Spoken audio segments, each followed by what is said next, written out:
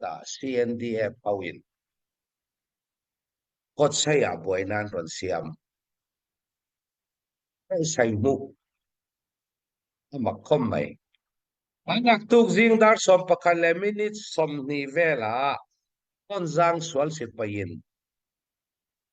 honain bom pakwa ron thaka paru che apuaka athak che arei lo te ron post thai ngal ron post mi thalak khalo en ro inna dik chia bom tapuak lai lei siper po lang khopin thala thaita thalak kha ala thaita tani ngai to chiang ro mi pui bom thak na nu ma ni lo bom puak lai thalak kha bom thak nu rei lo te a le ne na ron post ngala chuti rualin NDF ina wangauram akarual jon ZRA po dan ron che chua kang ti kha CNDF lam media aron chuak na lani shwal sipai ZRA le CNDF chu thung an nei ti chu he revolution tan lai a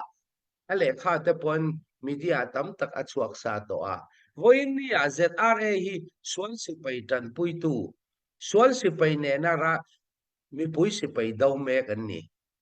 ni chuan CNDF an din dan kha uluk takin ngai to a hun to lo mi pui sipai nge an nia swal sipai nen tang tang sai mu voi khata khan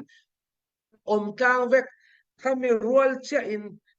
una le tang menon kap CNDF in menon nor kot saya menon ti buai kon zanga bom pakwa tha ka paru ka puwa khami rual che in ni chung som ni nen mai atang tunan ron nor chau mual pian ron khengal rok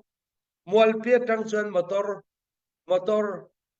atang an choka motor in puya zoi na in sipai zong khat ke in ram noi an lu thau ngal ha sipai kol sipai khan khoi nge apan don kan le khen ni chuan sil sipai si ni TDMC in hi ni dang angani chuan sipai som thum somli bayan kan tirin kan omna tang dar kar ni in ta nge na kheng voin nia khami tir chuak thai lo turin CNDF phau khan tui boala bolte a an in kau khoma min epreng chuan sipai thai lo turin che chuak thai lo turin kan sipai kha men control thak ni ngai to tura tabadia tai sai mu hi tuna he swal sipai yan khoilai nge tin zon don edim nge falam hal kha nge ron pai tak se